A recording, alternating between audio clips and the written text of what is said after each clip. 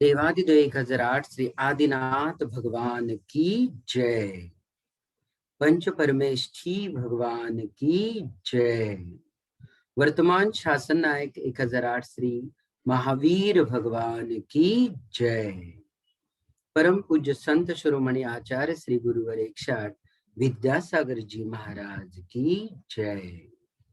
परम पूज्य जगत पूज्य मुनि पुंगव श्री 108 सुधा सागर जी महाराज की जय। समस्त मुनि संघ की जय।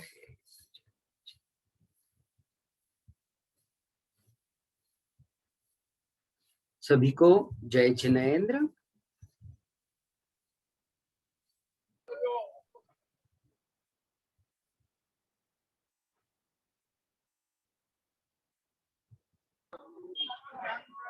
कल तक जो कक्षाएं हुई हैं उनमें हमने अब तक प्रस्तुत ग्रंथराज श्री न्याय दीपिका का संक्षिप्त परिचय, ग्रंथ और ग्रंथकार दोनों का भी परिचय देख चुके हैं। साथ ही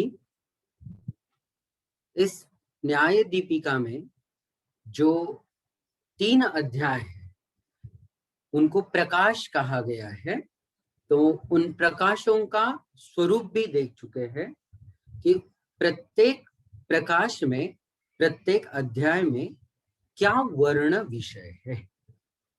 तो वर्णीय विषय के बारे में भी हम लोगों ने थोड़ी चर्चा कर चुके हैं।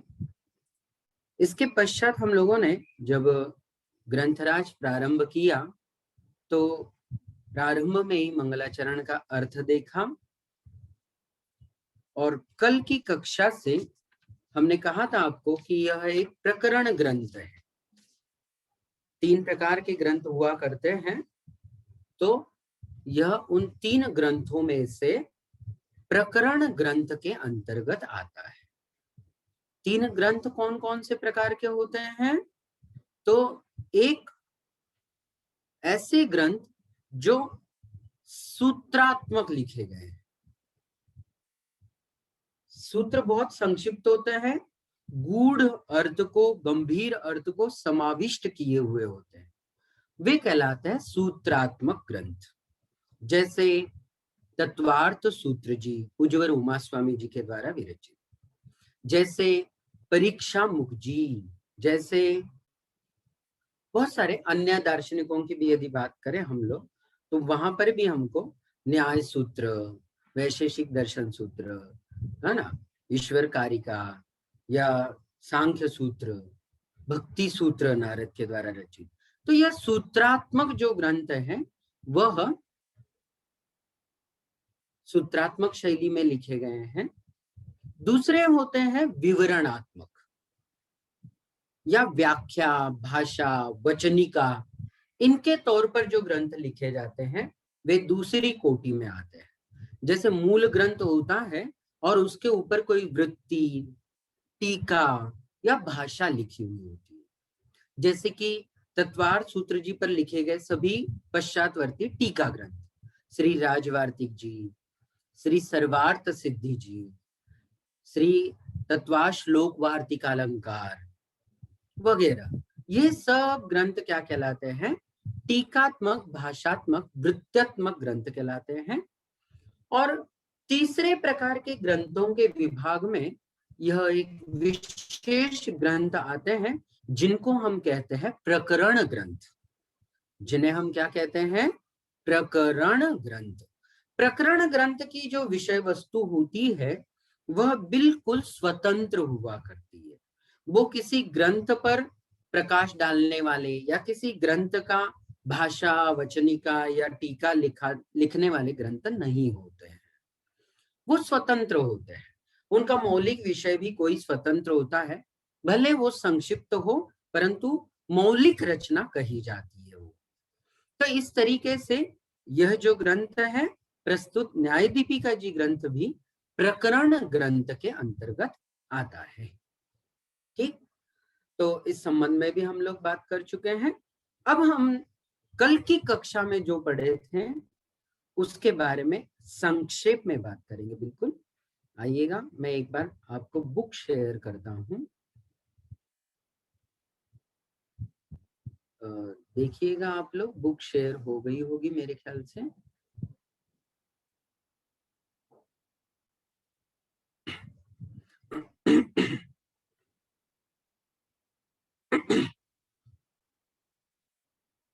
भाभी जी स्क्रीन शेयर हो चुकी है? जी भैया, जी भैया। धन्यवाद। बहुत सारे लोगों ने ये पूछा था हमसे कि भैया जी आप जो ग्रंथराज पढ़ा रहे हैं वो हमें पीडीएफ में नहीं दिख रहा है, तो थोड़ा सा पेज नंबर का मामला हो सकता है इस संदर्भ में। ये देखिएगा, यह जो पेज है अनुक्रमणिका के पश्चात है। पहले प्रारंभ में भूमिका लिखी गई है श्रद्धेय स्वर्गीय डॉक्टर दरबार लाल जी कोटिया जी की बहुत लंबी विस्तृत प्रस्तावना लिखी गई है, और यह बीचों बीच में देखिएगा, यदि आपको स्क्रीन पर दिख रहे हो तो 316 पेज की यह पीडीएफ है, और इसमें 119 नंबर पेज यह खुला हुआ है मेरा। बहुत से लोगों को पीडीएफ में कहाँ पढ़ रहे हैं हम लोग यही नहीं पता चल रहा था अभी, तो मैंने कल और आज भी बहुत सारे लोगों को ये कहा कि इसमें यहां से हम लोग पढ़ना शुरू कर, यहां से प्रारंभ है। 119 नंबर का यह पेज है जो हम लोगों ने कल देखा था। इसके मंगलाचरण के बारे में हमने बात की है, साथ ही कल के कक्षा में इसका प्रथम परिच्छेद हम लोगों ने देखा है। प्रथम परिच्छेद में क्या देखा, इस बारे में हम लोग संक्षेप में अभी बात करेंगे थोड़ी। देखिएगा, कल का विषय बिल्कुल 2 मिनट में 3 मिनट में देखेंगे सरसरी निगाहों से। यह प्रथम अध्याय है और इस अध्याय का नाम है प्रमाण सामान्य प्रकाशः। प्रमाण के सामान्य लक्षण के बारे में यहाँ प्रारंभिक प्रथम अध्याय में, प्रथम प्रकरण में या प्रथम प्रकाश में बात की गई है। जैसे कि बिल्कुल प्रारंभ में ही हम देखें, यहाँ पर हमको दिख रहा है प्रमाण नय विवेचनस्य पीठिका। पीठिका माने भूमिका। तो प्रमाण और नय की यह संक्षिप्त भूमिका मात्र है। इसमें हमने कल ये बातें देखी कि प्रमाण नयैरधिगमः, यह तत्वार सूत्र जी जो कि हमारे अभिनव धर्मभूषण यति जी ने बड़े सम्मान के साथ उसको महाशास्त्र के द्वारा संबोधित किया है। वास्तव में महासमुद्र जो होते हैं उन्हीं के जैसे अथाह विशाल जल राशि को हम उनमें देख पाते हैं, तो ऐसे ही यह एक जैन दर्शन का महाशास्त्र है जिसमें बहुत सारे प्रमेयों की राशि हमें समुद्र की तरह गंभीर और विशालता को लिए हुए पूज्यवर तत्वार सूत्र जी में दिखती है। और यहाँ पे ये कहा गया था कि प्रमाण और नय के द्वारा ही वस्तु तत्वों का ज्ञान हुआ करता है। वह जो प्रमाण और नय है वह परम पुरुषार्थ रूप, जो निश्रेयस नाम से भी जाना जाता है। पुरुषार्थ 4 होते हैं, उनमें धर्म, अर्थ, काम और मोक्ष। मोक्ष को निश्रेयस कहते हैं। उसके साधन भूत माने मोक्ष के साधन भूत कारण रूप जो सम्यक दर्शनादि रत्नत्रय है, उनके विषयभूत जीवादि तत्व और उनको अधिगम माने जानने के उपाय स्वरूप जो प्रमाण और नय है, उनका विवेचन करना चाहिए और उन्हीं के द्वारा जीवादि 7 तत्वों का सम्यक रूप से अधिगम होता है। उनके अलावा जीवादि पदार्थों को, जीवादि तत्वों को अन्य प्रकारांतर से जानना संभव नहीं है। इसीलिए जीवादि अधिगम, उनका ज्ञान करने के उपायभूत यह जो भी प्रमाण और नय है, उनका यहाँ पर क्या किया जाता है, विवेचन किया जाता है। विवेक्तव्यो माने उनका विवेचन करने योग्य है। उनका विवेचन करने वाले क्या पूर्व से कोई ग्रंथ नहीं थे? क्या इससे पूर्व अभिनव धर्मभूषण जी के पूर्व प्रमाण और नय का वर्णन करने वाले क्या ग्रंथ मौजूद नहीं थे? तो ऐसी बात नहीं थी। तद विवेचन पराः प्राक्तन ग्रंथाः सन्ति एव, उनका विवेचन करने वाले प्रारंभ में भी बहुत सारे ग्रंथ थे ही, तथापि ते केचित विस्तृताः केचित गंभीराः, उनमें से कई ग्रंथ तो बिल्कुल बहुत अत्यधिक विस्तार को लिए हुए थे, विशाल काय उनका कलेवर था, परंतु दूसरे प्रकारों में जो थे संक्षिप्त या छोटी बुक साइज में जो थे वो बहुत ही गंभीर थे, है ना, बहुत डेप्थ हुए लिए थे। इति न तत्र बालानाम अधिकार, और वहां पर बालकों का या जो अभी अभी न्याय पढ़ने के लिए प्रवृत्त हुए हैं उनका तो वहां कोई भी प्रवेश ही संभव नहीं था। ऐसे में ततः तेषाम सुखोपायेन प्रमाण न्यायात्मक न्याय स्वरूप प्रतिबोधक, इसलिए उनको सुखपूर्वक सरलता पूर्वक उन प्रमाण और न्यायात्मक जो न्याय है उसके स्वरूप का बोध कराने के लिए यह शास्त्र अधिकार संपत्ति, अधिकारों से युक्त जिसकी संपत्ति ऐसे शास्त्र के प्रकरणम इदम आरभ्यते। ये देखिएगा, हमने अभी जिसका उल्लेख किया था कि यह एक प्रकरण ग्रंथ है, ठीक है। उज्ज्वल अभिनव धर्मभूषण यति जी ने ही इसे प्रकरण ग्रंथ के अंतर्गत स्वयं ही उल्लेखित किया है। तो न्याय ग्रंथ जितने भी हैं उनको हम 3 वर्गीकृत विभागों में देखते हैं, सूत्रात्मक, विवरणात्मक और प्रकरणात्मक। तो यह एक प्रकरण ग्रंथ है, ऐसा उल्लेख उज्ज्वल अभिनव धर्मभूषण यति जी ने स्वयं ही किया है। ठीक है, अब यहां तक का विषय प्रमेय हमारा कल की कक्षा में हो चुका था। अब हम आज यहां से आगे चलेंगे। जिन भी महानुभावों को कोई शंकाएं हो, कोई जिज्ञासाएं हो, इस संदर्भ में कोई विषय वस्तु समझ में ना आई हो, तो आप जरूर मुझसे अंतिम 10 मिनट में पूछ सकते हैं। चलिए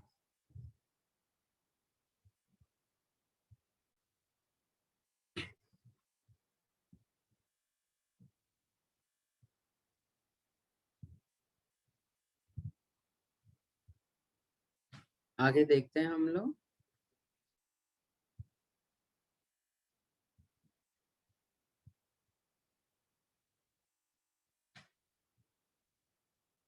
ठीक, स्पष्ट तौर से आप लोगों को ये दिख रहा होगा, स्क्रीन काफी थोड़ी बड़ी हो गई है, थोड़ी सी और भी बड़ी कर सकते हैं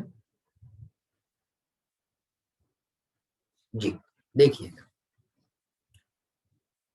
और आप भी अपने मोबाइल पर स्क्रीन को आप चाहे जितना और बड़ा कर सकते हैं, उसको ड्रैग कीजिएगा, झूम कीजिएगा। देखिएगा, अब आज का प्रकरण हम शुरू करते हैं। त्रिविधायाः प्रकरण प्रवृत्तेः कथनम। क्या कह रहे हैं आचार्य भगवान?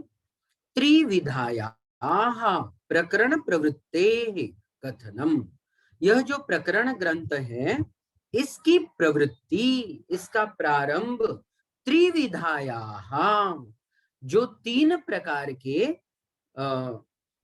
उद्देश्य वगैरह होते हैं उनके द्वारा प्रारंभ करते हैं। कोई भी प्रकरण की प्रवृत्ति 3 प्रकार से होती है। कैसे? तो इस संदर्भ में हम देखेंगे। इहो, यहाँ पर ही प्रमाण नय विवेचनम उद्देश्य लक्षण निर्देश परीक्षा द्वारेण क्रियते। इह, यहाँ पर यह जो भी ग्रंथराज प्रारंभ कर रहे हैं हम, उसका विवेचन, प्रमाण नय का विवेचन, क्योंकि विवेक्तव्यो कहा था ऊपर बिल्कुल कि यही दोनों प्रमाण और नय ही विवेचन करने योग्य हैं। तो इनका विवेचन किसके आधार से करेंगे? तो त्रिविधायाः प्रवृत्ति, 3 प्रकार की कोई भी प्रकरण की प्रवृत्ति होती है, किस हिसाब से? उद्देश्य, लक्षण निर्देश और परीक्षा। याद रखिएगा, हाँ, उद्देश्य, लक्षण निर्देश और परीक्षा। कौन कौन सी चीजें, कौन कौन सी 3 चीजें हैं? उद्देश्य, बोलिएगा सब लोग एक बार। उद्देश्य, लक्षण निर्देश और परीक्षा, इन्हीं के द्वारा कोई भी ग्रंथ की प्रवृत्ति हमें दिखाई देती है।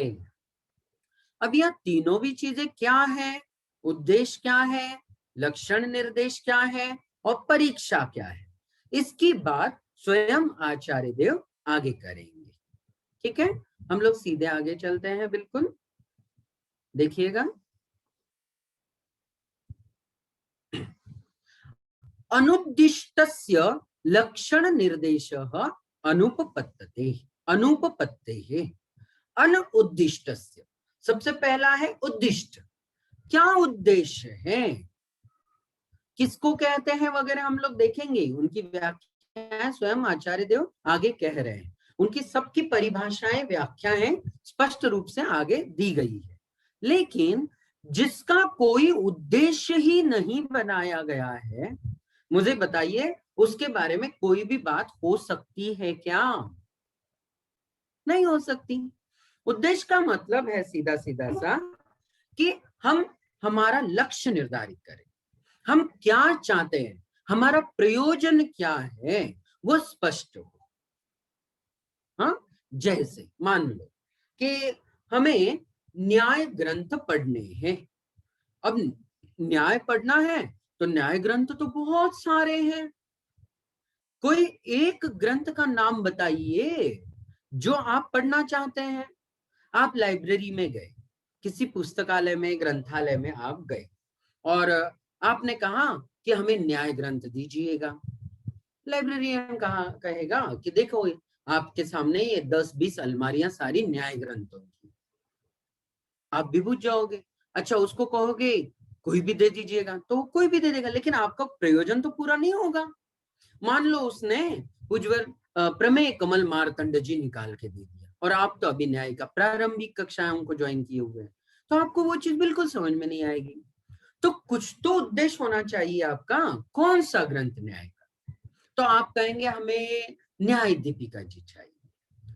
तो ये जो आपने अभी नाम लिया ना, न्याय दीपिका जी चाहिए, तो आपने अपना उद्देश्य कथन कर दिया। क्या कर दिया? उद्देश्य कथन कर दिया। हाँ, ग्रंथकार, ग्रंथपाल या जो भी वहां पर लाइब्रेरियन होगा, वो आपसे कहेगा कौन सा ग्रंथ चाहिए महानुभाव आपको, तो आप कहेंगे न्याय दीपिका जी चाहिए। तो जो भी नाम हुआ करता है वस्तु का, उसी को उद्देश्य कहते हैं, नाम मात्र केवल। आगे परिभाषाएं आ ही रही है। तो जब तक आप नाम नहीं बताओगे तब तक सामने वाला कुछ भी समझ नहीं पाएगा। हाँ, आप किसी भी जनरल स्टोर पे या किराना की दुकान पे या कहीं भी गए आप, हाँ, और आपने कहा हमें भैया वो देना, कहेगा वो क्या क्या चाहिए आपको? आपने कहा वो दो ना, तो वो क्या, उसका कुछ नाम भी तो होगा। तो वो दो से तात्पर्य उसको कुछ समझ में नहीं आएगा जब तक कि आप नाम नहीं बतलाते। तो पहले सबसे हुआ करता है नाम का उल्लेख। ठीक है, हमारे दिमाग में स्पष्ट रूप से एक चीज क्लियर होनी चाहिए, हम करना क्या चाहते हैं, हमारा प्रयोजन क्या है, हमारा साध्य क्या है। उस साध्य का स्मरण रखना ही उद्देश्य को स्मरण रखना है। तो ग्रंथकार के सामने भी अब उद्देश्य स्पष्ट है। ठीक है, पहली परिच्छेद में हम लोग देख कर आए कि आचार्य देव कहते हैं कि हम प्रमाण और नय का स्वरूप इस ग्रंथ के द्वारा विस्तार से समझेंगे। प्रमाण नय स्वरूपम विवेक्तव्यो, प्रमाण और नय का स्वरूप विवेचन करने योग्य है। तो यह उन्हीं का उद्देश्य, उद्देश्य के बिना लक्षण निर्देश होता ही नहीं। जब तक हम प्रमाण क्या है, प्रमाण जब तक ऐसा शब्द नहीं कहेंगे, जब तक ऐसा नामोल्लेख नहीं करेंगे, तब तक आप किसका लक्षण बताओगे? भाई लक्षण भी तो किसी न किसी पदार्थ का होगा, किसी न किसी वस्तु का होगा। जब तक वस्तु ही तय नहीं हुई तब तक आप किसका और लक्षण बतलाओगे? तो आचार्य देव कह रहे हैं लक्षण निर्देश अनुपपत्ते है अनुद्दिष्ट, उद्दिष्ट ही निर्धारित नहीं हुआ हो तो उसका लक्षण भी बतलाया नहीं जा सकता। हाँ, आपने कहा आज हम बात करेंगे, सामने वाला श्रोता कहेगा किसकी बात करेंगे पंडित जी आप आज? तो हम कहेंगे आज हम 7 तत्वों में से जीव तत्व के बारे में चर्चा करेंगे। कोई भी ग्रंथकार, कोई भी वक्ता जब व्यासपीठ पर या व्याख्यान माला के मंच पर विराजमान होता है तो सबसे पहले वो अपना वक्तव्य जो विषय होगा उसका नामोल्लेख करता है, ठीक है। हाँ, तो उसका जो नाम होता है, आप कोई भी बुक देखिएगा उसके फ्रंट पेज पे उस बुक का नाम जरूर होता है। आपने कभी ऐसी कोई किताब देखी जिसके कवर पे कोई नाम नहीं लिखा, अनाम, बिल्कुल बेनाम नहीं होता ऐसा। तो नाम तो बिल्कुल जरूरी है। हाँ, आज हम समझेंगे, सामने वाले कहेंगे क्या समझेंगे, तो जरूर उसके प्रश्न के मुताबिक हम कहेंगे आज हम जीव तत्व की बात करेंगे। ये जीव तत्व जो कहा यही क्या है, उद्दिष्ट है। जब उद्देश्य कहा तो अब आसानी हो जाएगी किसकी, उसके लक्षण के निर्देश करने में। और जब तक हम जीव की बात ही नहीं करेंगे, हम जीव की बात कर रहे हैं ऐसा जब तक बताएंगे नहीं, तब तक सामने वाले ये समझेंगे भी नहीं कि भैया किसकी बात कर रहे हैं, पता ही नहीं आज किसकी बात कर रहे हैं, बताया ही नहीं आज हम किसकी आज बात करने वाले हैं, विभूत जाएगा सामने वाला श्रोतावर्ग। तो इसलिए जरूरी है उद्देश्य का कथन करना। अनिर्दिष्ट लक्षणस्य, देखिएगा स्क्रीन पर, अनिर्दिष्ट लक्षणस्य परीक्षितुम अशक्यत्वात्, जो अनिर्दिष्ट है, जिसका निर्देश नहीं किया गया है, किसका, लक्षण का, माने वस्तु तो बताई कि आज हम इसकी बात करेंगे, यह चीज आज हम समझेंगे, लेकिन उसको किसके माध्यम से समझेंगे, उसको किसके द्वारा जानेंगे, इसके बारे में यदि हम डिटेल में बात नहीं करेंगे तो श्रोता वर्ग कैसे समझेगा, है ना। हाँ हाँ, तो अनिर्दिष्ट, जब तक निर्देश नहीं किया जाता, जब तक संकेत इंगित नहीं किया जाता, क्या, लक्षणस्य, लक्षण के बारे में। कोई भी, अब जैसे जीव तत्व का, तो जीव तत्व का कोई ना कोई लक्षण होगा, उस लक्षण को कहेंगे तभी तो उसकी परीक्षा कर पाएंगे, उसको कसौटी पर कस के देख पाएंगे, हाँ भाई ये उसमें होता है कि नहीं होता है। हाँ, आप यदि लक्षण ही नहीं बताओगे कोई भी तो परीक्षितुम अशक्यत्वात्, परीक्षा भी नहीं हो पाएगी। और आगे क्या हो जाएगा, अपरीक्षितस्य विवेचन अयोगात्, और जिसकी परीक्षा नहीं कर पाएंगे उसका निश्चय भी कैसे करेंगे, फिर उसका विवेचन भी कैसे करेंगे। भाई नपी तुली चीजें होनी चाहिए, परीक्षा करने योग्य चीजें होना चाहिए, तभी ना उसका विवेचन कर पाएंगे। तो आचार्य भगवान कह रहे हैं अपरीक्षितस्य विवेचन अयोगात्, जो चीजें परीक्षा नहीं की गई है जिसकी, उसका विवेचन करना संभव नहीं है। लोक शास्त्रयोः अपि तथैव वस्तु विवेचन प्रसिद्धे है। आचार्य देव कह रहे हैं लोक शास्त्रयोः अपि, लौकिक शास्त्रों में भी, मान लो हमने इतिहास की कोई बुक उठाई, तो इतिहास में सबसे पहला प्रकरण होता है इतिहास किसे कहते हैं, तो इतिहास की वहां एक आध परिभाषा दी होगी, है ना। भूतकाल में घटी हुई जो घटनाएं होती हैं उनके बारे में जो शास्त्र वर्णन करता है उसे इतिहास कहते हैं। तो ये जो आगे बतलाया ये लक्षण है, और आज हम किसकी बात करेंगे, इतिहास माने क्या, तो ये इतिहास जो नामोल्लेख किया ये क्या है, उद्देश्य। और भूतकाल में घटित हुई घटनाएं जो है उनका विशिष्ट शास्त्र इतिहास कहलाता है, ये उसका लक्षण हो गया। अब हमने परखा इस बुक में क्या भौगोलिक या ऐतिहासिक जो भी घटनाएं भूतकाल में घटित हुई उन्हीं के बारे में बताया है। हाँ, काल का विभाजन दिया है भाई, 3 प्रकार का काल किया है, प्राचीन, मध्ययुगीन, अर्वाचीन, आधुनिक कहते हैं उसी को। तो प्राचीन में ये 800 साल के पहले का, ये 800 से 15-16वीं शताब्दी तक का, ये मध्ययुगीन, फिर ये इसमें ये राजा। हाँ, अब सही है, अब बात तो सही कही है, मतलब भूतकाल की घटनाओं का जिक्र किया है इसमें, इसलिए इसको इतिहास कहते हैं। मान लो आप कहा इतिहास के साधन कौन कौन से होते हैं, तो इतिहास के बहुत सारे साधन होते हैं। हाँ, भौतिक होते हैं, मौखिक होते हैं, है कि नहीं? बहुत सारे प्रकार के साधन होते हैं इतिहास को जानने के लिए। बिल्कुल। तो जो भी हम बात करेंगे उसका लक्षण निर्देश जरूर करना पड़ेगा। अब पूछा भौतिक साधन कौन से होते हैं, तो उसका लक्षण बताया, किसे कहते हैं। लिखित साधन कौन से, ये। मौखिक साधन कौन से है, ये है। तो ये जो है, ये सब अभी 2 दिन पहले हमारे आलोक भैया जी ने समय सारथी जी की जगह जैन इतिहास के बारे में चर्चा की, तो आप लोगों ने सुना होगा। तो उसी विषय वस्तु के बारे में हम भी बात करें, ताकि आपने जो सुना उसको जल्दी से आप समझ सके।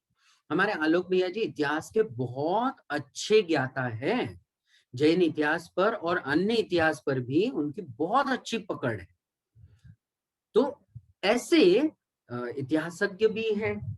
तो हम यह कहना चाहते हैं कि जब तक हम किसी विषय वस्तु के बारे में, नाम के बारे में बात नहीं करेंगे, आप कोई भी बुक लीजिए, उसमें सबसे पहले प्रकरण का नाम लिखा है। जैसे इसमें भी देखो, अब प्रमाण सामान्य प्रकाश, ये उद्देश्य हो गया।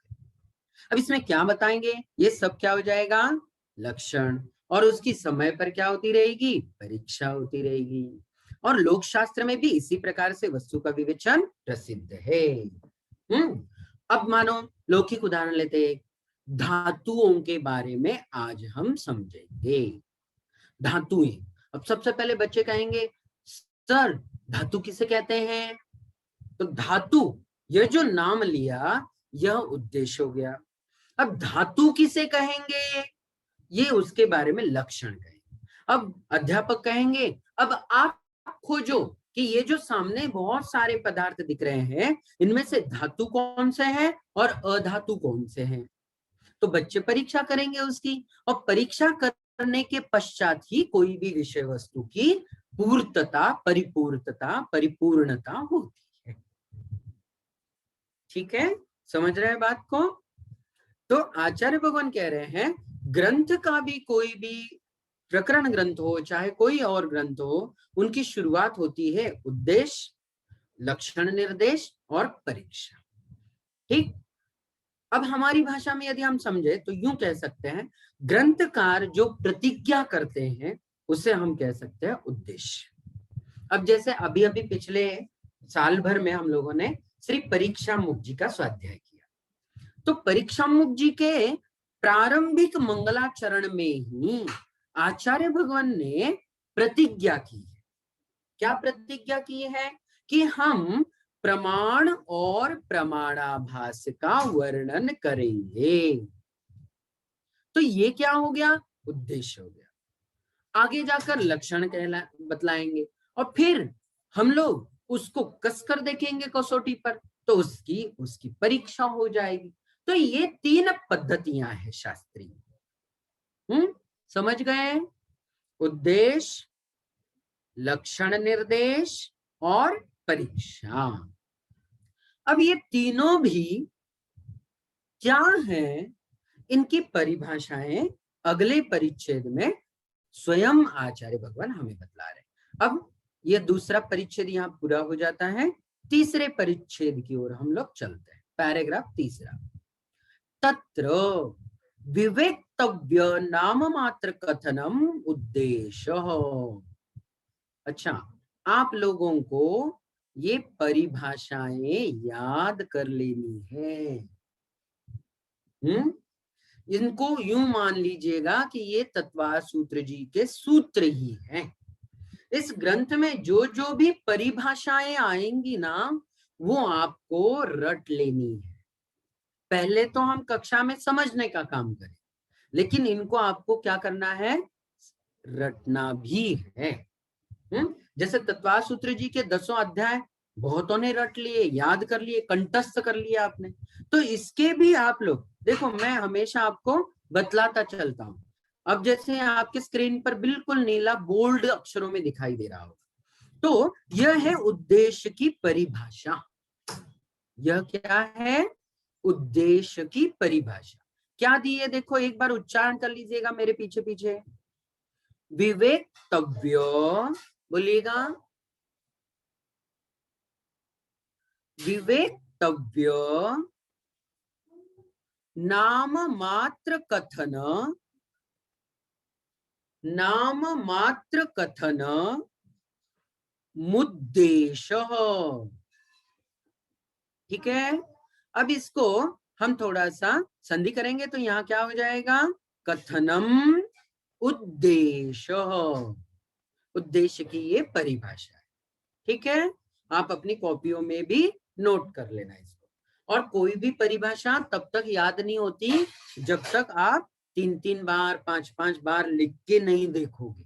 इसमें तो अब क्या आने वाले हैं, परिभाषाएं आती रहेंगी आगे जाकर, तो आप लोग परिभाषाएं याद करना। अच्छा, एक बार याद करोगे तो आपको न्याय के ग्रंथों में आगे जो जो भी परिभाषाएं आएंगी वो सब परिभाषाएं बार बार याद नहीं करनी, यही परिभाषा वहां आएंगी फिर से पुनः।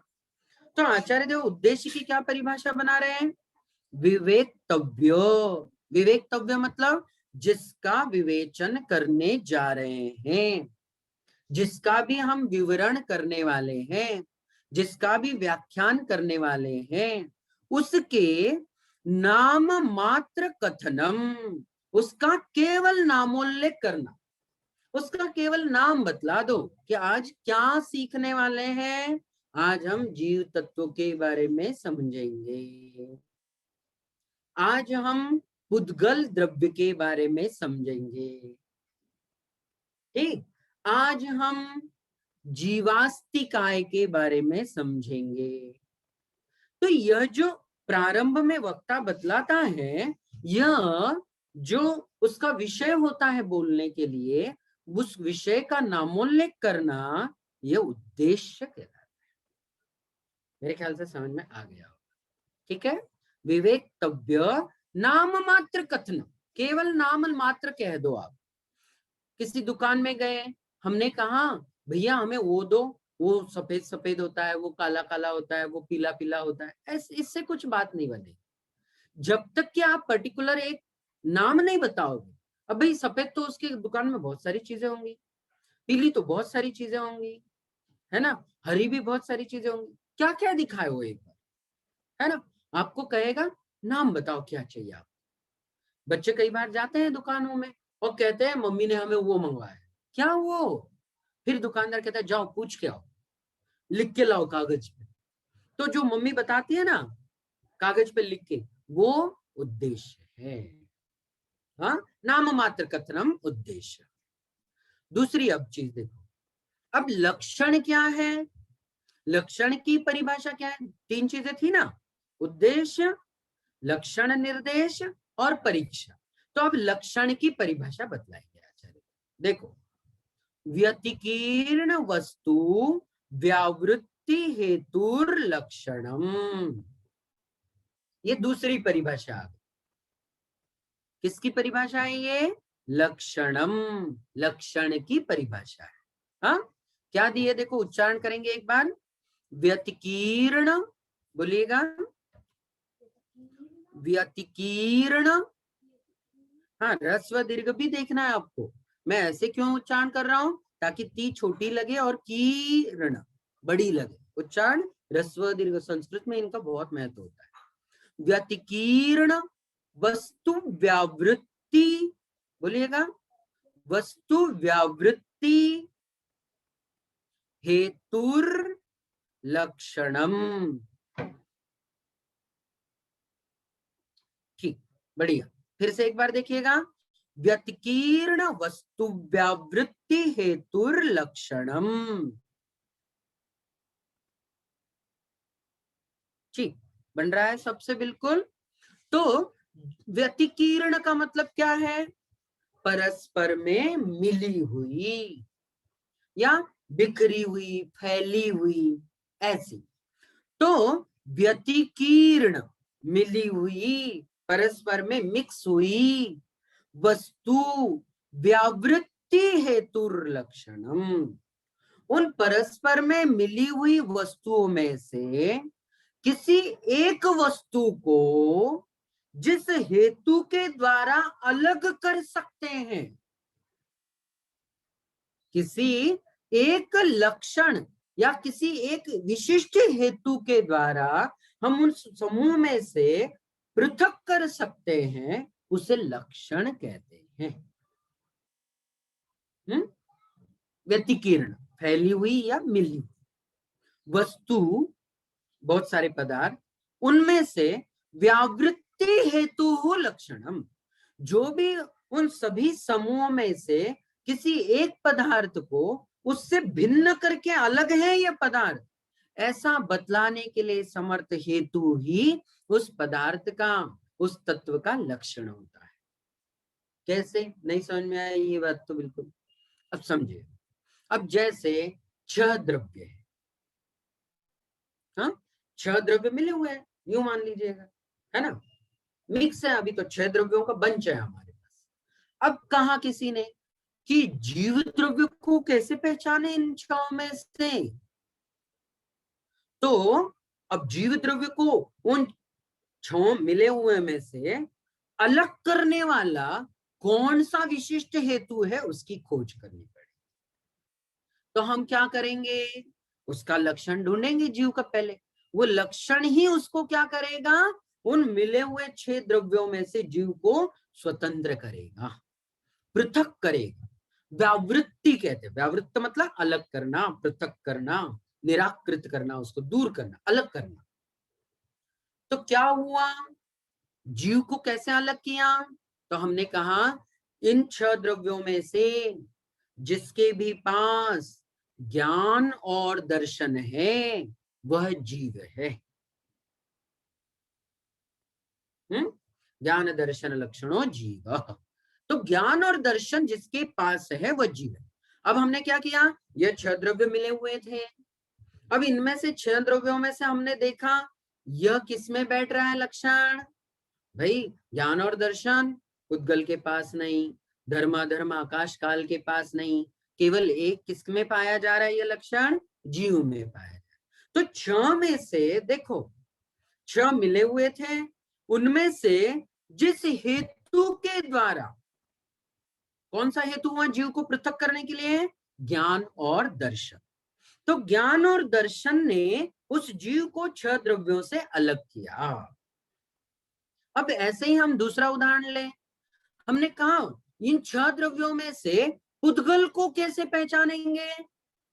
तो सरल बात है बिल्कुल, स्पर्श रस गंध वर्णवंतः उद्गलाः।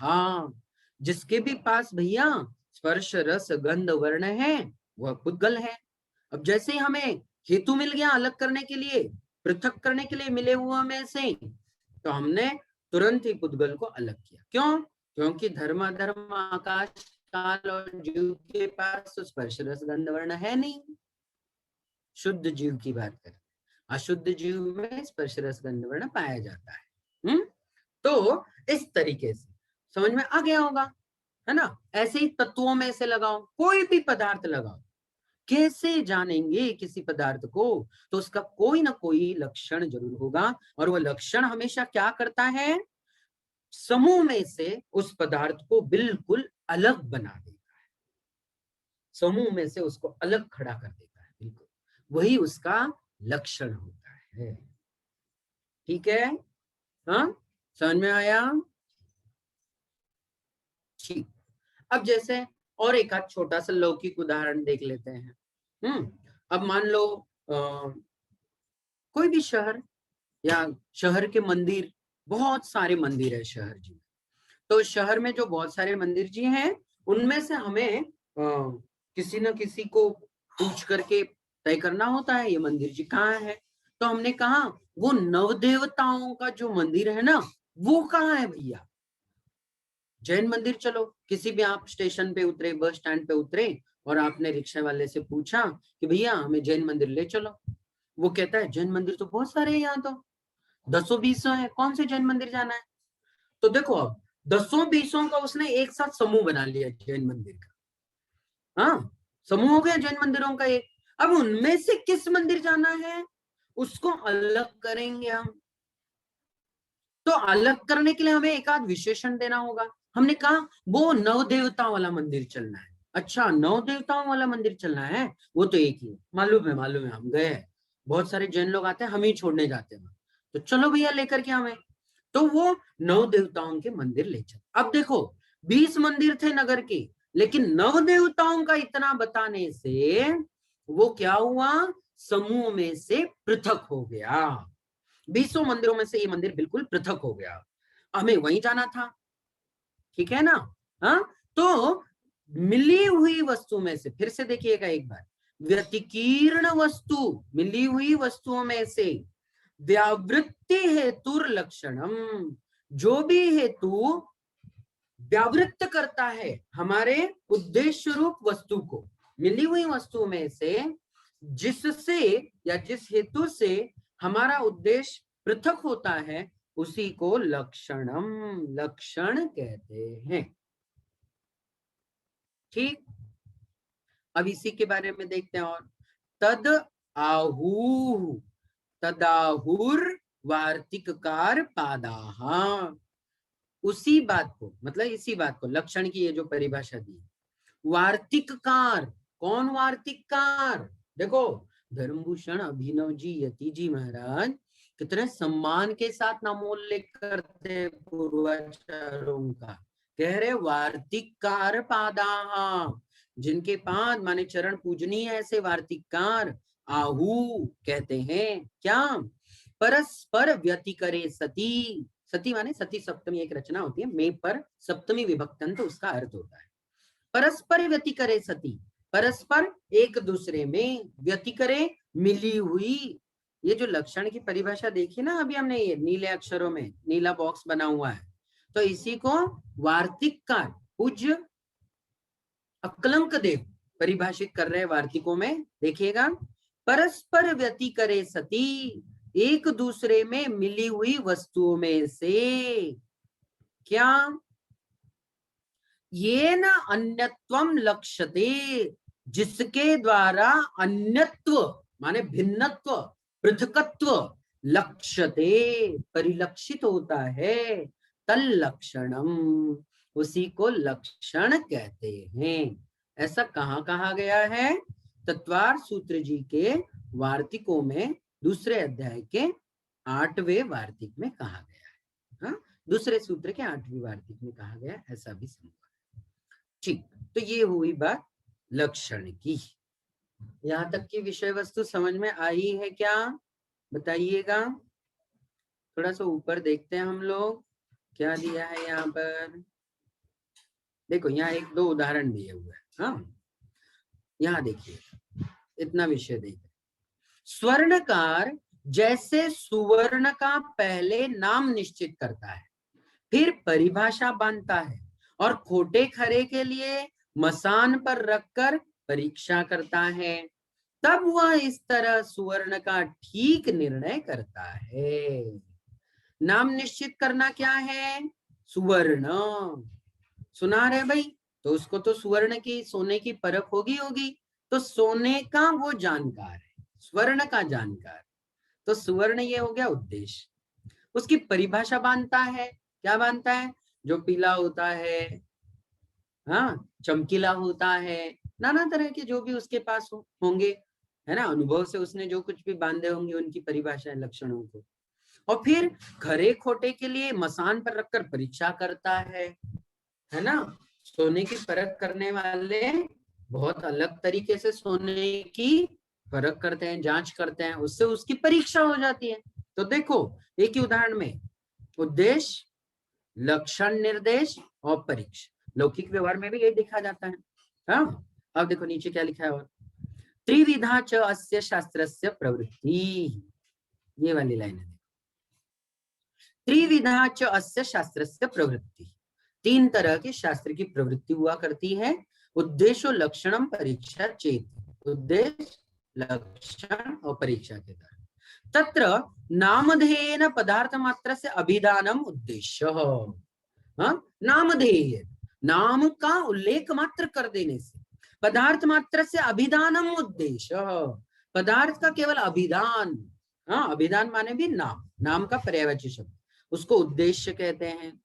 तत्र उद्दिष्टस्य तत्व व्यवच्छेद को धर्मो लक्षणम। यह लक्षण की और एक परिभाषा दी है, देखो बहुत अच्छी है, ये भी याद रखिएगा इसको। हाँ, यहाँ दिए देखो, तत्व व्यवच्छेद को धर्मो लक्षणम, बहुत सुंदर परिभाषा दी है ये। तत्व का व्यवच्छेदक, व्यवच्छेदक मतलब पृथक करने वाला, जो भी वस्तु का स्वयं का अपना धर्म होगा उस धर्म को ही लक्षण कहते हैं।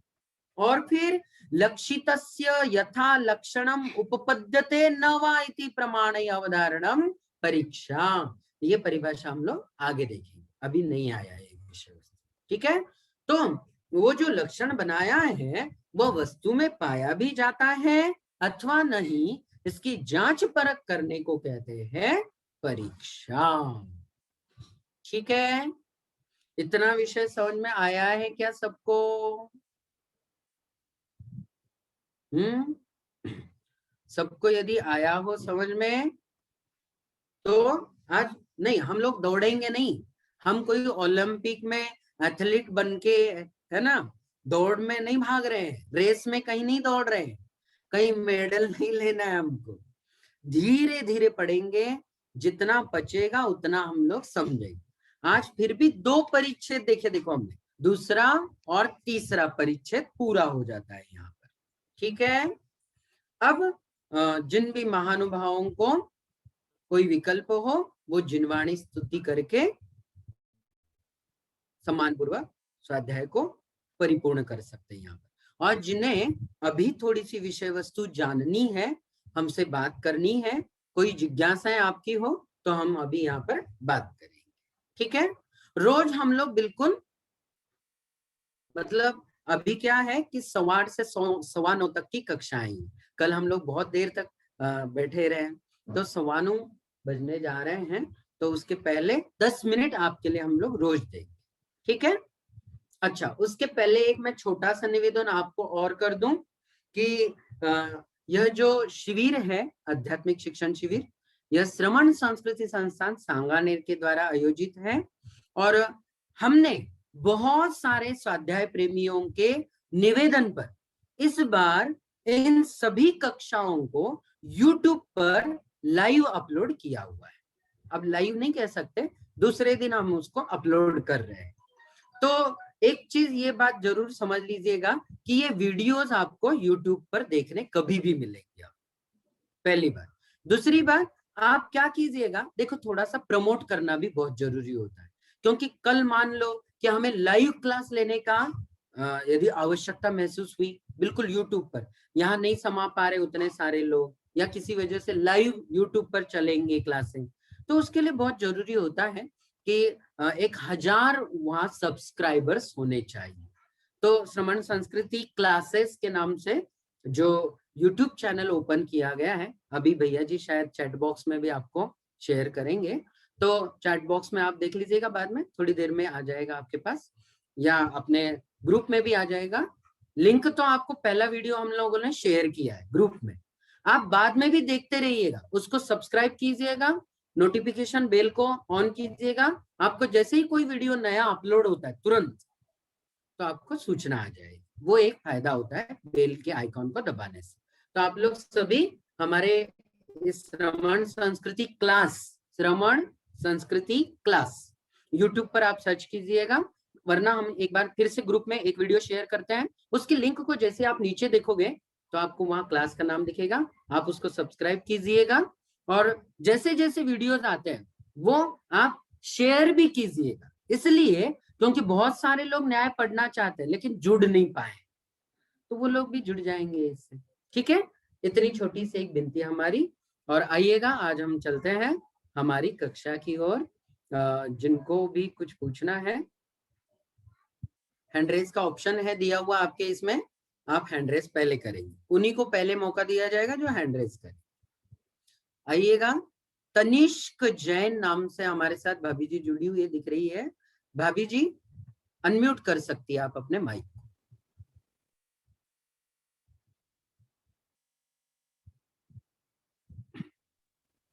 भैया जी YouTube में सिर्फ 7 तारीख का ही आया है और आया नहीं। हो सकता है बाकी के वीडियोस अपलोड हो रहे हो, कोई टेक्निकल प्रॉब्लम की वजह से रुक गया। हाँ लेकिन भैया जी, माने मेरे ख्याल बाद से में भी होंगे तो चलेगा, पर नहीं, वीडियोस आएंगे, बोल रहे हैं जरूर भैया जी आएंगे। बाद में भी होगा तो चलेगा, क्योंकि हम लोग एक बार नहीं 2-3 बार पढ़ेंगे ना, तब ये समझ में आ जाएगा ठीक से, बिल्कुल सही बात कह रहे हैं इसलिए। आप, और कोशिश कर रहे हैं, बिल्कुल बिल्कुल। 8 तारीख का भी वीडियो अपलोड किया गया था, लेकिन किसी तकनीकी चलेगा। खराबी की वजह से हम लोगों ने उसको पुनः डिलीट किया है, और आज या कल रात तक, कल दोपहर तक वो वीडियो वहां पर आ जाएगा। किया था ठीक है पोस्ट भैया। उसको, लेकिन वो आपने कहा था ना, किसी महानुभाव ने ये कहा था कि भैया ये स्क्रीन पर नत्वा शब्द पहले दिख रहा है आपके इस पर, और बाद में कुछ मंगलाचरण की गड़बड़ी हुई थी ना कोई, तो हाँ उसकी वजह से वो हमने क्या किया, उस वीडियो को पुनः अपलोड करने के लिए कहा है उसको, अलग करके उतना सा भाग, तो वो अपलोड हो जाए। ठीक है, ठीक है भैया जी, जय जिनेन्द्र। जय जी। चलिएगा, जुड़े हुए हमारे पास संजय जी जुड़े हुए हैं। संजय जी जय जिनेन्द्र, माइक माइक अनम्यूट कीजिए। ये जीव में ज्ञान, दर्शन और चेतना गुण भी पाया जाता है भैया जी। तो आपने ज्ञान दर्शन तो लिया, और चेतना गुण भी विद्यमान रहता है या नहीं रहता? बिल्कुल, आपने जो कहा है, जीव में जितने गुण पाए जाते हैं उनमें 2 ही गुण ऐसे हैं जिनकी वजह से जीव चेतनता को उपलब्ध हुआ है, या यूं कहीं। हाँ, एक नई बात भी हो सकती है, जो लोग सुन रहे हैं सुनिएगा ध्यान से। जीव में जो भी नाना अनंत गुण मौजूद है, उनमें ज्ञान दर्शन ही ऐसे गुण हैं जो चेतन है। अन्य कोई गुण चेतन नहीं है, सबके सब अचेतन गुण है, वो सब अन्य नाना सारे गुण। ऐसा वर्णन कहाँ आया है? यह पूज्यवर आलाप पद्धति जी में यह विषय वस्तु आई हुई है। ठीक है, और चेतना तो लक्षण है ही भाई साहब, क्योंकि चेतना के बिना जीव को पहचानेंगे कैसे, है ना? बिल्कुल सही पकड़े आप। तो चेतना तो लक्षण है ही है। हमने क्या कहा कि बिल्कुल बालबोध की लेवल से थोड़ा ऊपर उठाने की कोशिश की थी, लेकिन ठीक है, आपने सुधार किया। बिल्कुल, चेरी कहे हम तो जिसमें 10 प्राणों से जीता था, जी रहा है, जीवेगा, वो जीव है। आप कोई भी बना दीजिए, उदाहरण के लिए बतलाया था उस समय। ठीक है संजय भैया जी, जय जी, धन्यवाद। आइएगा, डॉक्टर ज्योति जी, जय माइक जिनेन्द्र भैया अनम्यूट जी। कीजिएगा। जय जिनेन्द्र भैया जी। जय जिनेन्द्र भैया जी। हाँ जी, आवाज आ रही है। जय अच्छा जी। भैया जी, आज जो आपने बताया लक्षण, उद्देश्य और परीक्षा, यह तो हम प्रैक्टिकल लाइफ में बच्चों के जो एक्सपेरिमेंट करवाते हैं, या आज प्रेजेंट में जितनी भी आर्टिफिशियल इंटेलिजेंस और रोबोटिक्स हो रहा है, सब में हम यही सब कुछ ही यूज करते हैं। तो हमारे गुरुजी ने इतने समय पहले मतलब इस लक्षण को लिख दिया था कि आगे जो भविष्य में काम होगा वो इन 3 को लेकर ही होगा। हाँ बिल्कुल बिल्कुल, हमारे पूर्वाचार्यों ने जो भी पद्धतियां विकसित की है, वो बड़ी सोच समझ के विकसित की है। उनके पास पूर्वानुमान भी रहे, और ये एक पद्धति है। जन सामान्य रूप से जो भी शास्त्र की प्रवृत्ति होती थी, या शास्त्र लेखन की जो पद्धति का विकास हुआ, उसमें ये प्रवृत्ति देखो, ऊपर लिखा ही है, त्रिविधायाः प्रकरण प्रवृत्ते है कथनम। यह किसी भी ग्रंथ में आपको हो सकता है, मेरे ख्याल से मुझे ऐसा लगता है कि ये जो तीनों चीजें पहली बार ही न्याय दीपिका जी में आप लोगों ने पढ़ी होगी। ऐसा किसी ग्रंथ में हमने ऐसा वर्णन होता है ऐसा नहीं पढ़ा होगा अभी तक, है ना जी? ज्योति तो आज भाभी का जी, क्या सारा मैं सही कह रिसर्च रहा तो हूँ? इसी पर ही चल रहा है। जी जी जी जी, कोई भी, इसीलिए तो आचार्य भगवान ने एक लाइन लिखी थी, देखो, मैं फिर से दोहरा देता हूँ इसको।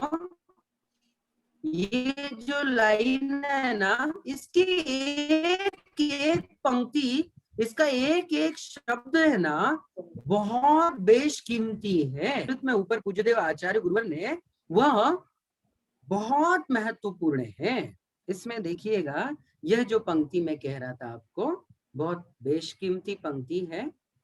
इसको थोड़ा सा याद रखिएगा। हाँ, ये देखिए, मैं स्क्रीन पर इसको बोल्ड कर दे रहा हूं। देखो, ये लोक शास्त्रयोः अपि तथैव वस्तु विवेचन प्रसिद्धे है।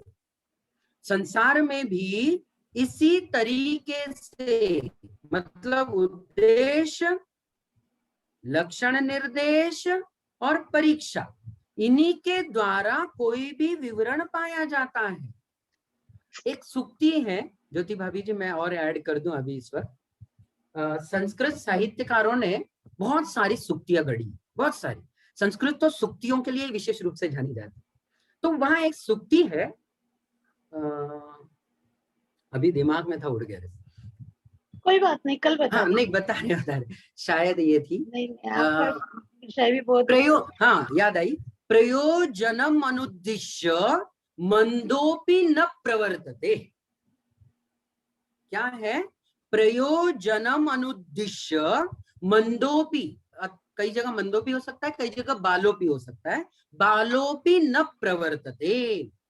जो मंद बुद्धि वाले भी बालक होता है ना, बिल्कुल मंद बुद्धि वाले, वो भी उद्देश्य के बिना अपनी प्रवृत्ति नहीं करते। जी। अच्छा बताइएगा, मैं बाहर निकला, कोई ना कोई तो उद्देश्य होगा। क्यों निकला मैं बाहर? सही बात। क्यों निकला मैं बाहर, है ना? मैं पढ़ने बैठा हूँ, मैं पढ़ने क्यों बैठा? कोई तो उद्देश्य होगा। तो जो साध्य है, जो उद्देश्य है, वो हमारी आंखों के सामने हमेशा होना चाहिए, उसका नामोल्लेख हमेशा होना चाहिए। मुझे इसलिए पढ़ना है, ये उद्देश्य हो गया। ठीक है? हाँ? धन्यवाद जी जी, बहुत सुंदर विषय है इससे तो। हाँ, नहीं, विषय तो इतना गजब का है।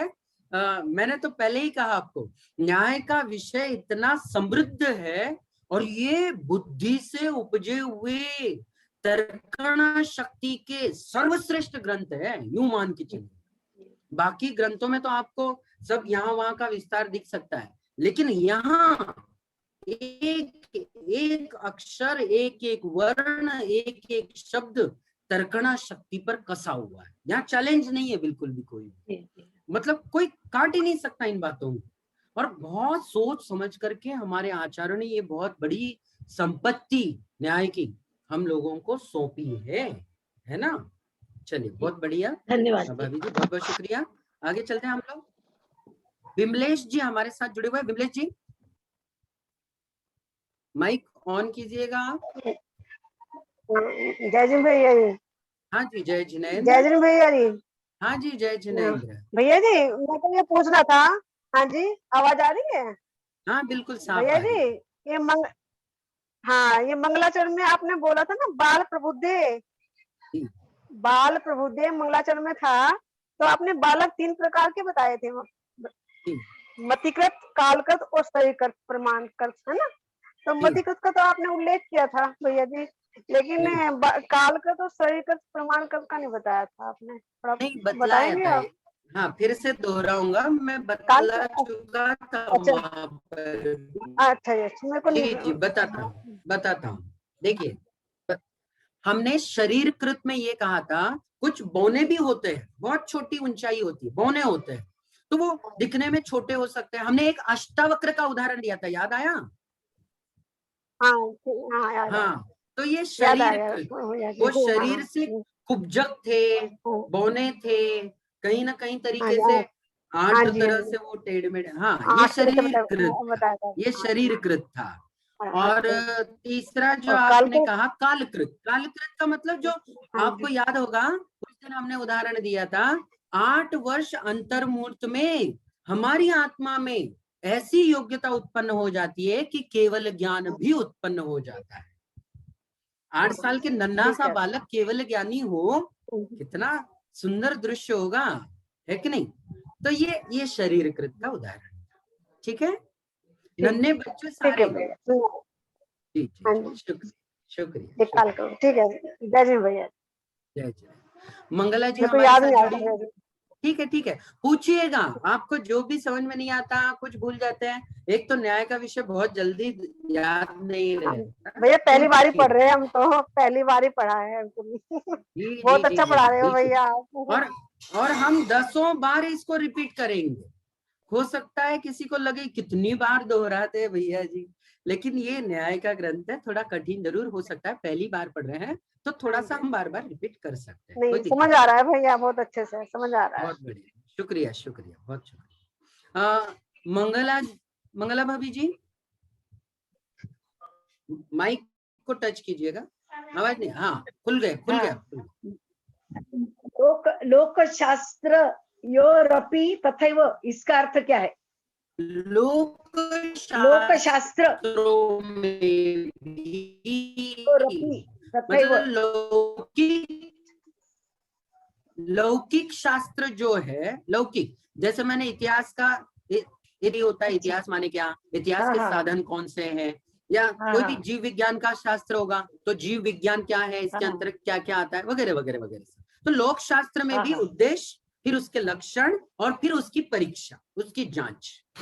ठीक है, जैसे मान लो एक छोटा सा उदाहरण, लौकिक शास्त्र का, साइंस का उदाहरण ले लेते हैं। प्रकरण पढ़ रहे हैं हम लोग, हवा के बारे में पढ़ रहे हैं, वायु या गैस। तो गैस में जैसे ऑक्सीजन का नाम ले लें, आज हम ऑक्सीजन गैस के बारे में समझेंगे। तो टीचर ने सबसे पहले ऑक्सीजन के बारे में पढ़ेंगे, ये जो कहा ये उद्देश्य हो गया। अब लक्षण बताएंगे, अच्छा, कौन सी गैस ऑक्सीजन कहलाती है, तो जब जो सबको जीवित रखती है, जो जिसकी वजह से जीव श्वासोच्छ्वास लेता है, हाँ, जिसकी वजह से प्राणों को धारण किए हुए है, वो ऑक्सीजन, ये लक्षण हो। अब परीक्षा करेंगे, क्या हम वाकई में ऑक्सीजन की वजह से जीते हैं? तो किसी बच्चे ने कहा, देखो हम ऑक्सीजन से नहीं जीते, ये लो हम नाक बंद कर देते हैं। अब कितनी देर बंद करेगा भैया नाक को, ठीक है ना? हाँ, उसको तकलीफ तो होगी, जी नहीं पाएगा बिना ऑक्सीजन के, है ना? तो ये जो चीज हो गई, ये चीज सीधी सीधी सी बात है, परीक्षा है। अब ऑक्सीजन होता है, ऑक्सीजन की वजह से अग्नि जलती है, ऑक्सीजन ना हो तो बुझ जाएगी। वो एक छोटा सा प्रयोग करेगा, मोमबत्ती जलाएगा, उसके ऊपर कांच का गिलास रखेगा, देखो कांच के गिलास की वजह से उसको ऑक्सीजन नहीं मिली, बुझ गई मोमबत्ती, है ना? तो ये जो चीजें हैं, ये बतला रही है कि लौकिक शास्त्र में भी उद्देश्य, लक्षण निर्देश और परीक्षा जरूर होती है। चलिए, ठीक है, धन्यवाद। धन्यवाद। पूर्णिमा जी, भाभी जी, थोड़ा जल्दी जल्दी करें, बहुत ज्यादा समय नहीं ले, 9:30 के पहले हम पूरा करें। हाँ भाभी जी, पूछिएगा। जय जिनेन्द्र भैया जी। हाँ जी, जय जिनेन्द्र। हाँ, समझ में तो बहुत अच्छे से आ रहा है, और किताब नहीं है। और अच्छा, हाँ, नहीं कि जैसे 15-20 प्रश्न थोड़े छोटे छोटे निकाल के आप देते हो, तो उस बहाने हम उसका रिवीजन भी करेंगे और भरेंगे, तो हमको जल्दी थोड़ा समझ में आएगा। बिल्कुल बिल्कुल, चलो कल से ही क्या करते हैं हम, कल से ही एक काम करेंगे। थोड़ा मैं व्यस्त जरूर हूँ, मैं एक्चुअली क्या कहे, मैं स्कूल में शिक्षक हूँ, और मेरा पूरा दिन स्कूल में, आज संडे था तो थोड़ा ज्यादा मेहनत की हमने भी थोड़ी, लेकिन क्या है कि थोड़ी व्यस्तताओं की वजह से बहुत सारे काम नहीं कर पाता हूँ मैं। प्रार्थना जरूर जरूर, एक 10 प्रश्न आपको भेजने का प्रयास करता हूँ, तो क्या थोड़ा अच्छा रहेगा, थोड़ा बढ़िया बढ़िया, मतलब बढ़िया। जी। अच्छा, आलोक भैया जी कुछ कह रहे हैं, आलोक भैया जी की सूचना सुनते हैं हम लोग। जी, सूचना नहीं दे रहा हूँ, मैं भी यही कहना चाह रहा था कि प्रश्न हम सबको भेज दें। यदि आप व्यस्त हैं तो मैंने भी नोट्स बनाए हैं, मैं प्रयास करूंगा कि कुछ पूछ सकूं, कुछ आप मेरी सहायता कर दीजिए ताकि सबका स्वाध्याय और दृढ़ हो सके। चलिए, मैं ऐसा करता हूँ, कल की कक्षा में है ना, कल की कक्षा में आपको 10 सवाल लिखवा देता हूँ, मैं पहले ही कक्षा में सवाल लिखवा देता हूँ, ठीक है? बढ़िया बढ़िया, कक्षा में ही लिखवा दूंगा, या मैं लिख के भैया व्हाट्सएप वैसे ही कर पे देते हैं, चलेगा? हाँ चलेगा। चलो, वैसा भैया डेली चलें। रूटीन हो जाएगी थोड़ी। हाँ हाँ जी भैया जी वो जी प्रश्न आप मुझे भेज दीजिएगा, हाँ जी भैया जी, ठीक है, तो चलो हम उसको वैसा कर लें। ऑब्जेक्टिव में कन्वर्ट करके फिर सब दे पाएंगे और एक दूसरे का मैच मतलब देख भी नहीं पाएंगे। चलेगा, बढ़िया, बहुत अच्छा। जी जी जी भैया, जी जी जी, चलेगा चलेगा, बिल्कुल। धन्यवाद, बहुत बहुत आलोक जी, धन्यवाद। मौसी जी जुड़ी हुई है हमारी, शकुंतला मौसी।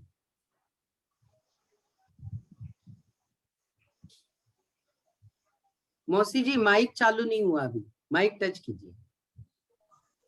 हाँ जी, चालू। वार्तिक का अर्थ बताओ, वार्तिक। वार्तिक क्या कहलाता है? अच्छा, ओके ओके। वार्तिक एक प्रकार की क्या होती है, व्याख्यात्मक, मतलब जैसे किसी भी सूत्र की वार्तिक जब लिखी जाती है तो वार्तिक का मतलब क्या होता है कि उसको किसी तरीके से हम क्या कर रहे हैं कि विस्तृत व्याख्या तो कर रहे हैं, लेकिन फिर भी वो ऐसी बन जाए कि जैसे मानो सूत्र ही बन गया।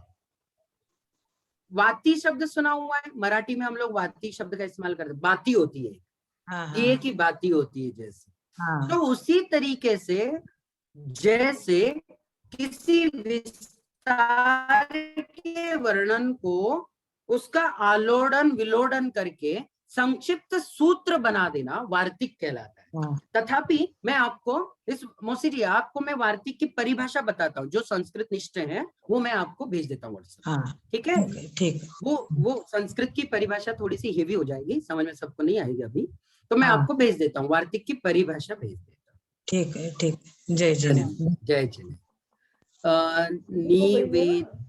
निवेद्या नाम होगा शायद, ये नैवेद्य या निवेद्या। भाभी जी, जय जिनेन्द्र भैया जी। हाँ जी, जय जिनेन्द्र भैया जी। भैया जी, जिनेन्द्र। हमें आपका पढ़ाया हुआ विषय तो समझ में तो आ रहा है, पर प्रथम प्रयास है तो थोड़ा मेरे को लग रहा है कि मैं क्वेश्चन आंसर कर पाऊंगी या नहीं। तो फर्स्ट ऑफ ऑल तो क्वेश्चन आंसर आप हमें देते रहिए, और बीच बीच में जैसे उसी में हमको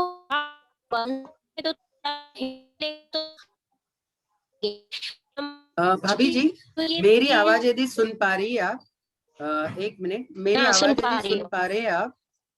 हाँ ठीक है, आपकी आवाज बहुत अटक के आ रही है। तो आपने जैसे कहा पहली बार पढ़ रहे, कोई बात नहीं, पहली बार बहुत सारे यहाँ पढ़ रहे हैं।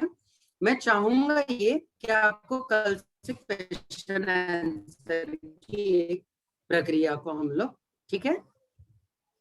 चलिए थोड़ा आगे चलते हैं हम लोग। जिनका नाम पुकारा गया है वो लोग हैंड रेज नीचे कर ले अपने, क्योंकि कंफ्यूज हो जाता हूँ मैं फिर। जिनका मौका हो गया है वो लोग अपने हाथ, अभी कहाँ चले गए, पूछना था। नेहा दीदी जी, जय भैया जी। भैया शंका का तो समाधान हो गया, सभी के प्रश्न में वही थी, ज्योति जी ने जो पूछा वगैरह, बस एक निवेदन था। ठीक है, धन्यवाद। छठी थी, अगर अभी उचित हो तो सबको दर्शन कराऊं। अभी थोड़ा सा आप वीडियो चालू रखिएगा, मैं तब तक बाकी लोगों से जुड़कर बात कर लेता हूं। हाँ। ओके। एक ही तनिष्क जी हो गए, नरेंद्र कुमार जी, नरेंद्र कुमार जी माइक अनम्यूट कर सकते हैं आप? 2-3 दिनों से नरेंद्र कुमार जी आप जुड़ रहे हैं, लेकिन हाँ आज खुल गया माइक शायद। नरेंद्र जी, जय जिनेन्द्र। हाँ जी, जय जिनेन्द्र। जय जिनेन्द्र। आपने मोक्ष का दूसरा नाम बताया था, आपने शब्द का दूसरा नाम बताया था, 4 अर्थ में निश्रेयस। जी जी जी, निश्रेयस, निश्रेयस, निश्रेयस, हाँ निश्रेयस। आपको स्क्रीन पर देखना है क्या? हाँ दिखा दीजिए प्लीज। जी जी जी, मुझे थोड़ा वक्त लग सकता है, लेकिन कोशिश करता हूँ जल्दी मिल जाए। भैया आप लगातार रखिए, मैं लिख देता हूँ। हाँ, आलोक भैया आपको दिखा रहे हैं। शोभा जैन जुड़े हुए हमारे साथ। शोभा जी,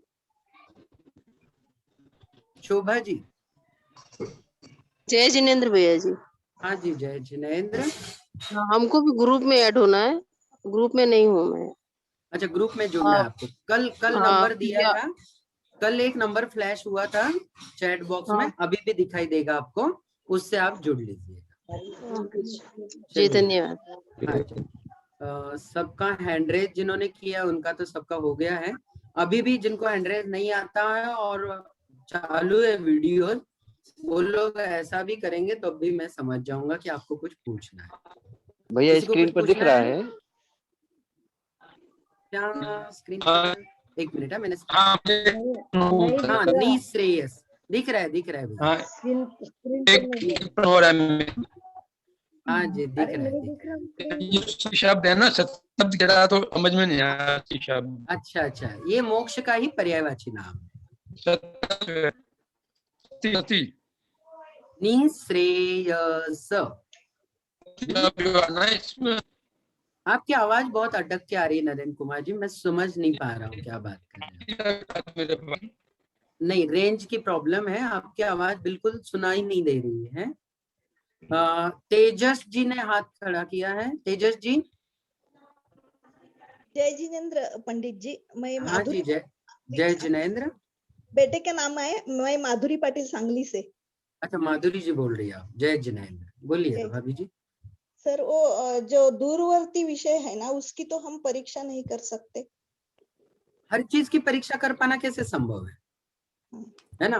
विष की परीक्षा आप यदि करना चाहो, जहर है ये बतला रहा है सामने वाला, और आपको हम तो परीक्षा करके ही मानेंगे, तो संभव तो नहीं है। तो कुछ चीजों की परीक्षा नहीं करनी चाहिए, ऐसा भी निर्देश है। ठीक है, जय जिनेन्द्र। चलिए, जय जिनेन्द्र। और किसी को कुछ पूछना हो जरूर पूछें। चलिए, हम लोग हो गए, लगता है बहुत सारे लोग, सभी का नंबर आ गया है। यहाँ रुक जाते हैं, 9:30 बज गए पूरे। आइए जिनवाणी स्तुति करते हैं और हम लोग रुक जाते हैं। जावाणी के ज्ञान से सूझे लोकालो, सुवाणी मस्तक नमो सदा दे दो।